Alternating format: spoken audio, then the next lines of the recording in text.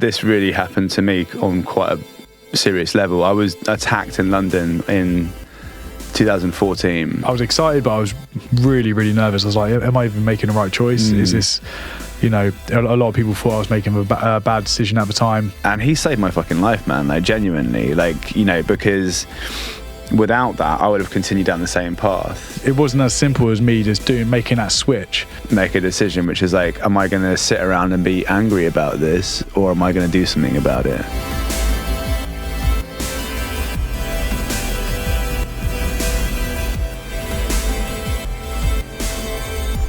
What's good, guys? Welcome to The Middle Ground again.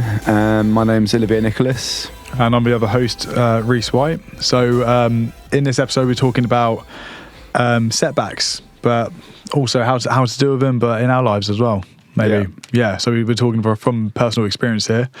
But before we dive into that, we just want to let you know that we are giving away a free? Product, completely free. Free? Middle ground, completely free, mate. It's crazy. Middle ground, the middle ground method. Okay, so on the link in the description, all you have to do is click that link, chuck in your email. You're going to get a bunch of free stuff, free training plan, free recipe guide, a video from myself to give you steps on how to get started on your fitness journey, but also Olivier will give you a free video. Yep, we're going to be talking about how to reframe failure. So actually, that's quite topical, this one, given that we're talking about setbacks in this episode. How to reframe setbacks, and then we're going to talk about building your growth mindset so you can learn new skills, because there's a lot of thought around the idea that skills are innate, and they are not. In fact, they ain't. Yeah, nice. I love that. You're right. It's rhyming as well. But so it's all completely free, guys. So yeah, make sure you hit that link in the description. But yeah, man. All right, setbacks. Like this is probably like more like, your kind of comfort zone in terms of talking about it. I suppose I suppose you deal with a lot of people who deal with setbacks in their career, right? Definitely. But also for me as a coach, I think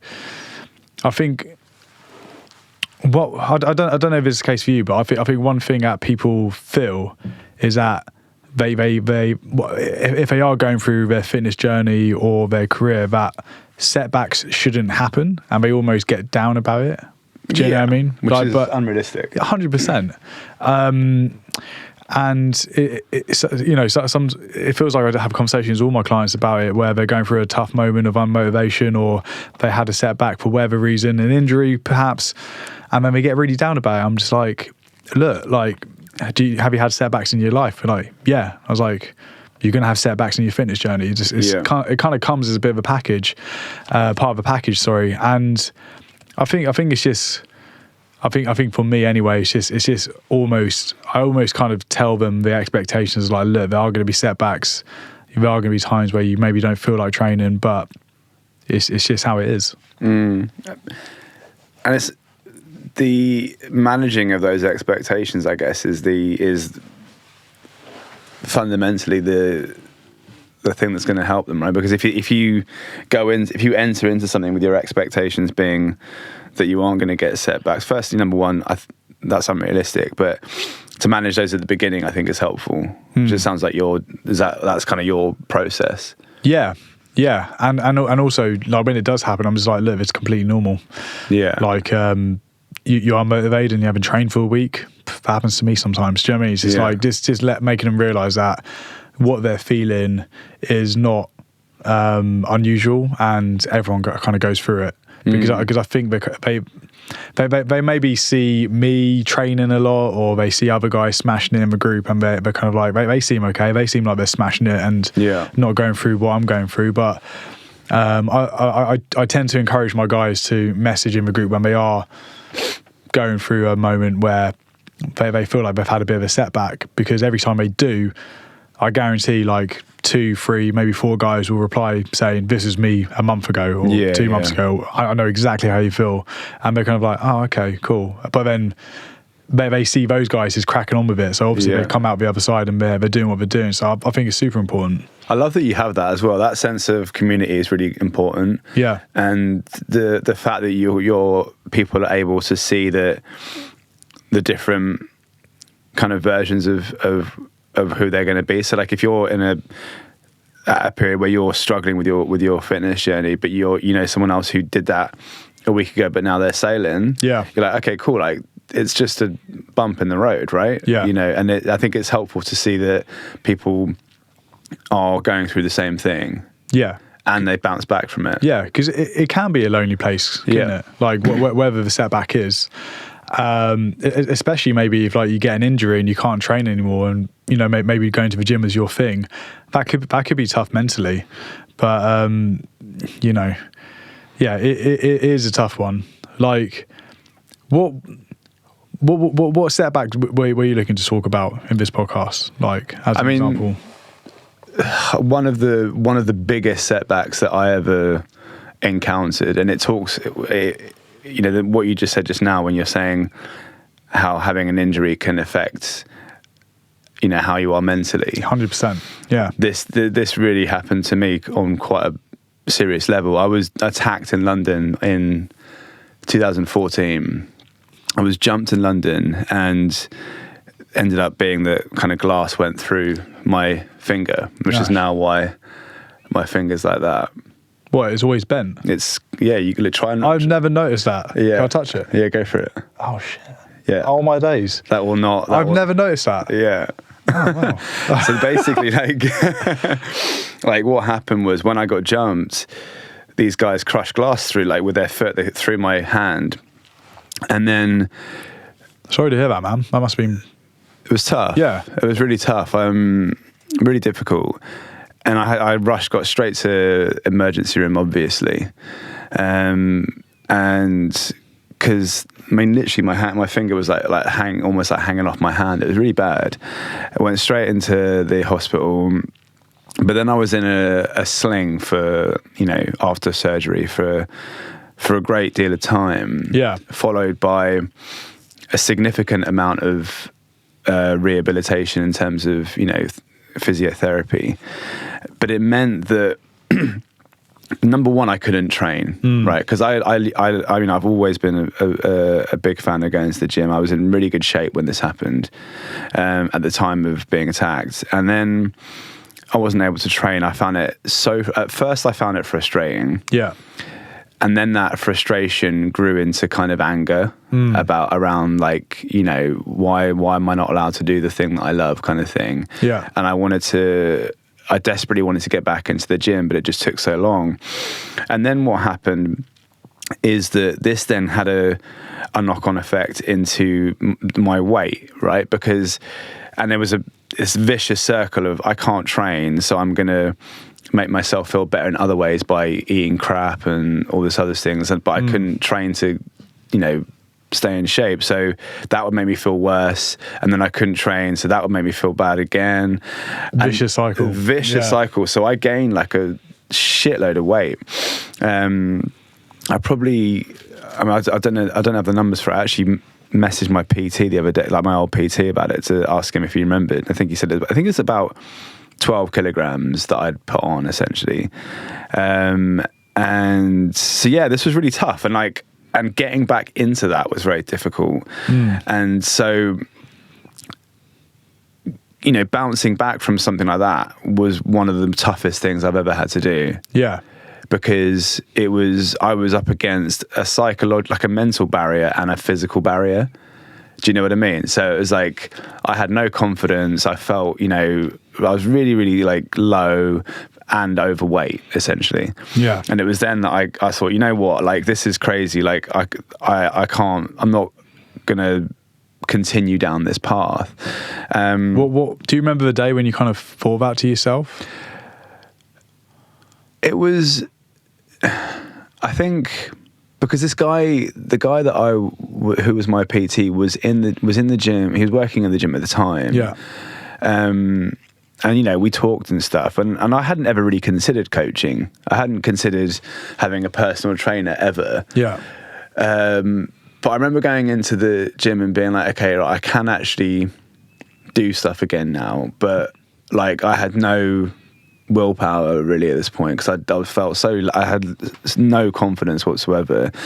And I just got chatting to him, and I think I was like, you know what, I'm going to do this. I'm not going to just keep going down this path. This guy knows what he's doing. I felt like a connection with him as well. That's important. And I think that was what was really important. We've talked about this before about, you know, like what's important in terms of like who you follow on social media. And for me, like in this context, it was not in social media, it was in person. But that sense of connection was really, really important. And he saved my fucking life, man. Like genuinely, like, you know, because without that, I would have continued down the same path. Yeah. You know, so I can't remember the specific day, but I remember making that choice and that decision and going, you know what, like I'm going to get some help on this one. Yeah. Yeah. And then, you know, I didn't bounce back from it like, you know, super quickly, but that was a huge setback for me because we're talking about a year out of the gym basically at this point, which was fundamentally a huge setback for me. Looking back at that time, could you have gone back to the gym earlier when you did? Like, what was your finger better 6 months? I did a lot of cardio. You said you were out for a year, but like, could you have actually like gone back into full training maybe 6 months into that? Not 6 months into it, but I could start doing. I basically when. At that point, I was getting sort of advice from the hospital and stuff, and I could do cardio and stuff.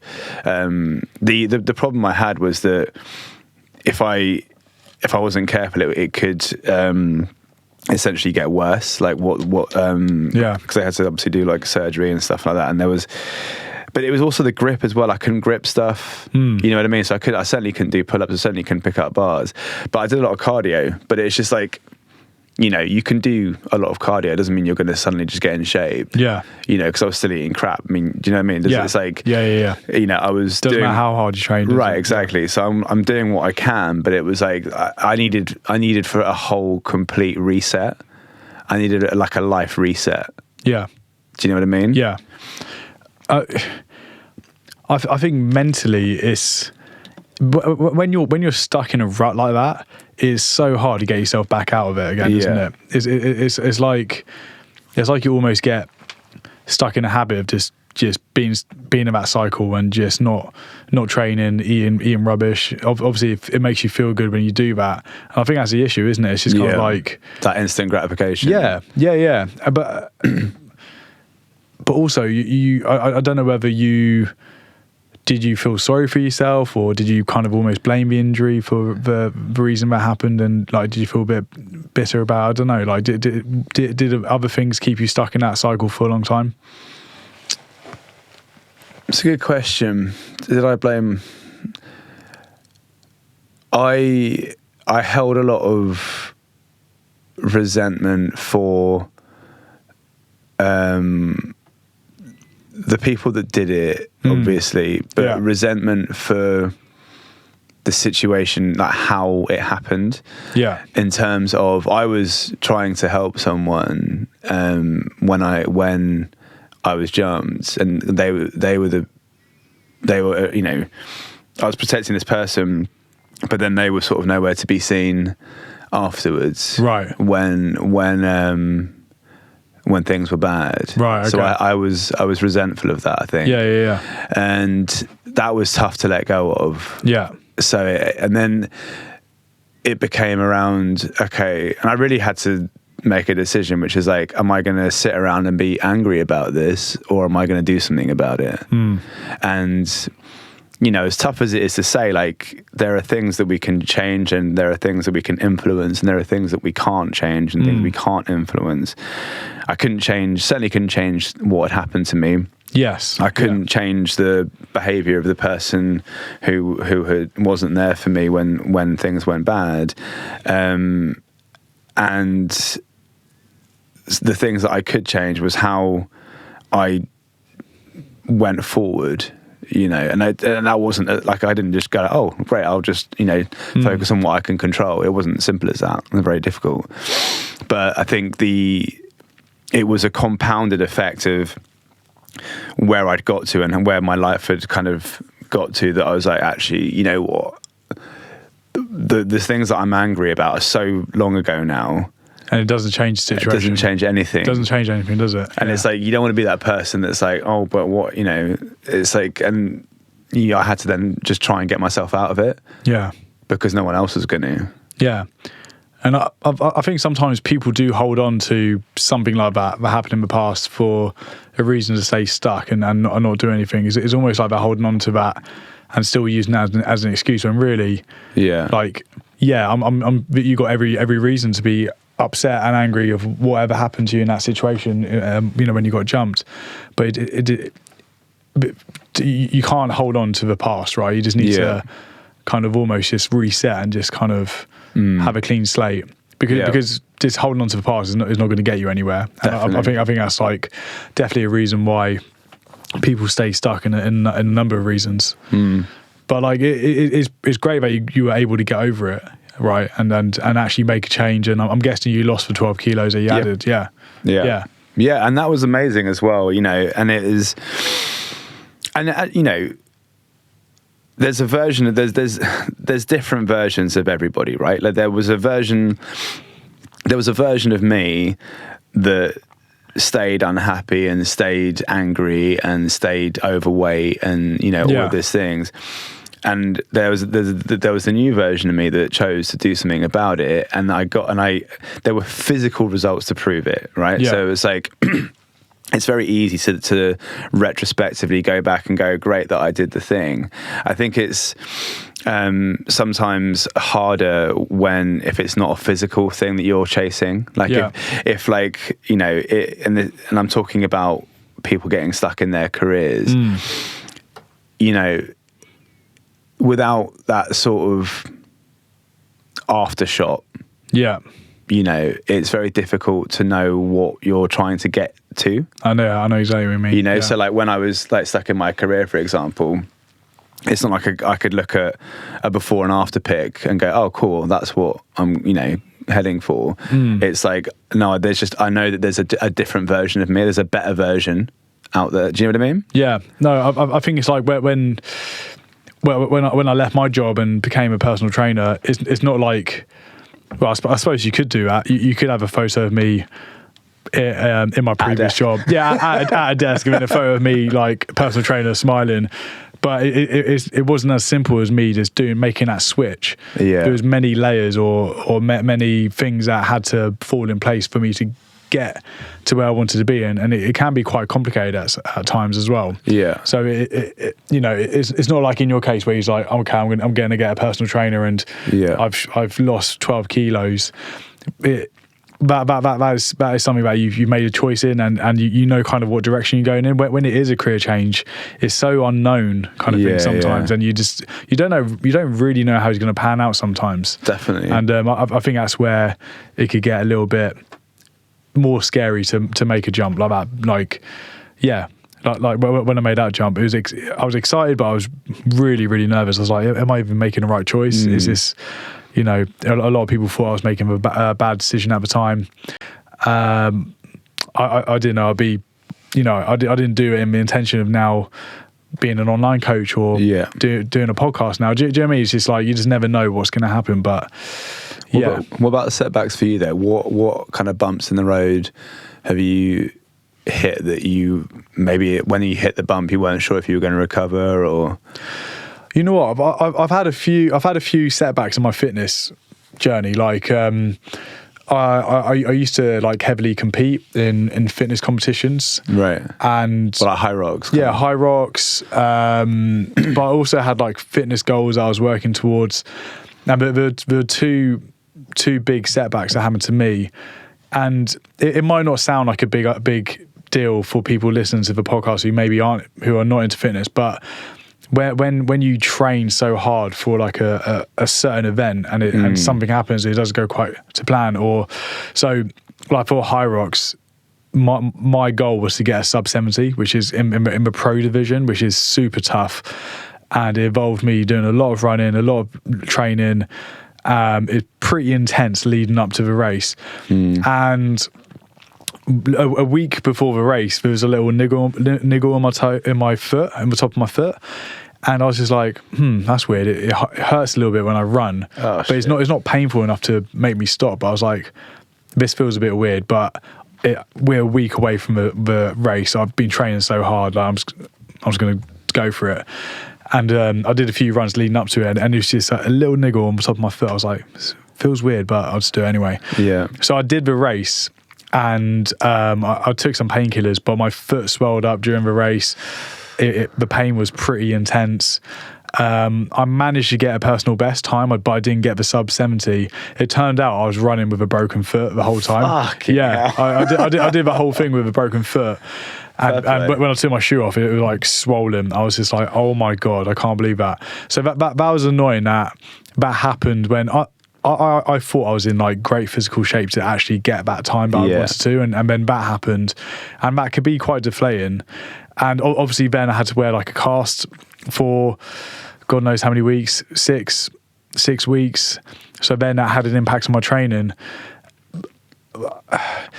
I remember being deflated by the situation. Like, I can't believe this happened to me. I was aiming for the time. I didn't get my time, and now I've got a broken foot. I can't do most exercises now that involve legs. Yeah, and I could have got into a bit of a cycle there and felt sorry for myself and think fuck this, and maybe gone through a similar situation as you and be like, well, I can't train how I used to, so what's the point? But actually I'm actually quite proud about I managed to turn that around very quickly and be like, I almost found it quite funny that I was able to do the Hyrox race with a broken foot and still get a personal best. But also I was just like, okay, I can't run anymore. I can't train legs. So I'm just going to do upper body 4 days a week, and I just got really jacked. so I just went into the gym with a cast on my foot, and I was just doing loads of pull-ups, rope pulls, like pretty much full upper body.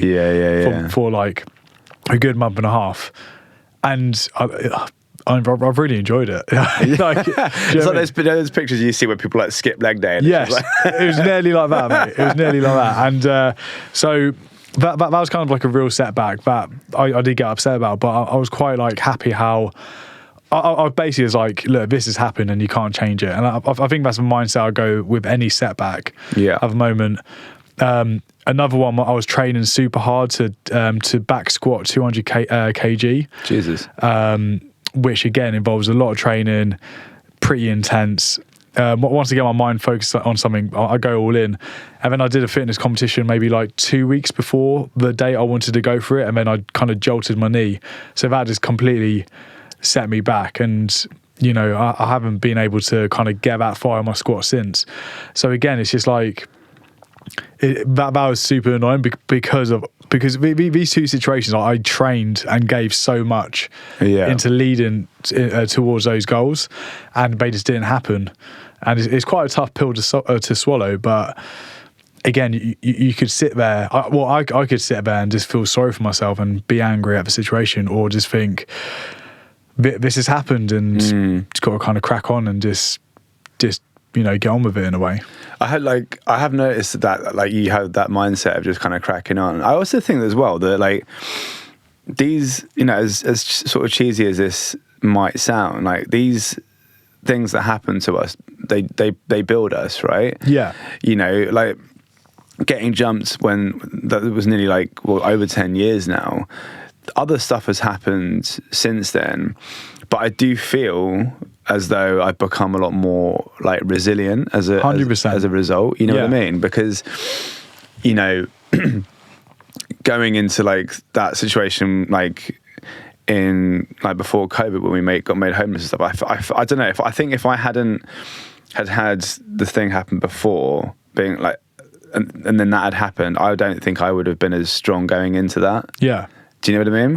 I definitely think getting over any setback, big or small, definitely builds your resilience, and again, like makes you better at dealing with things. And remember, I went through the same journey as you, as in like I was in a job I hated, and I was very unhealthy and drinking too much and eating unhealthy foods, and then I managed to transform my life through fitness. Even though that wasn't a setback, but once you show that you could prove that you can, that one decision can completely change things around, or you overcome a setback, you do distill things in a different way. And it was like the other week when we did a podcast here and it didn't record. You dealt with that a lot better than I did. So we did a podcast here, and the whole thing just didn't record, and we were just like, huh. And in that, I remember it so well. In that situation, I was just like, we could get angry, but there's nothing. It won't change anything. So I was just like, look, like obviously.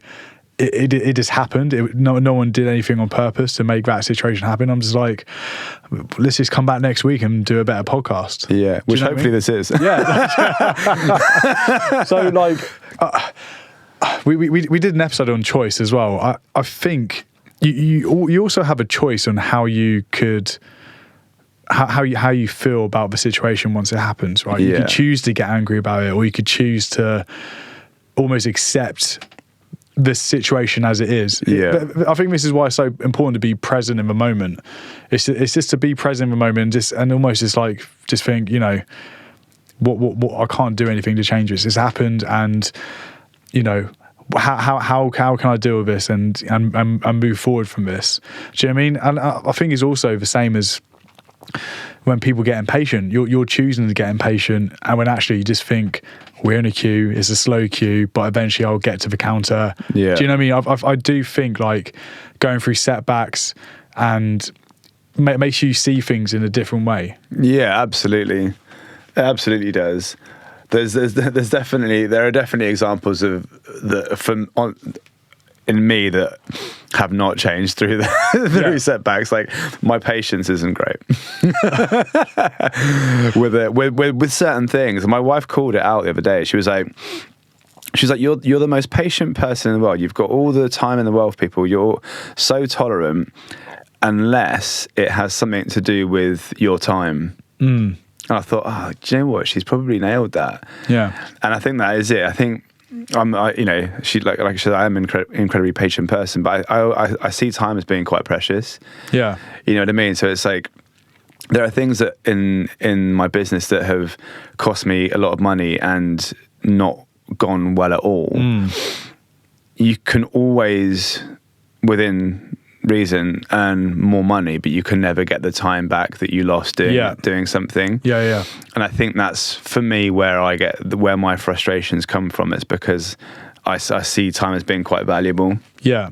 In that case, so that when we're, when we lose time and stuff, that's the thing that goes through my mind, I think. And it's the same way that I get frustrated in a traffic jam as well. I'm like, oh, is it? Yeah, definitely. Interesting. Because it's time related. Yeah. It's like, that's what it is, I think. I think when you spoke about that business choice that you made and it didn't quite go to plan, even though that was a setback, but that's also maybe change how you do things 100% moving forward in your business, and significantly. Do you know what I mean? Significantly.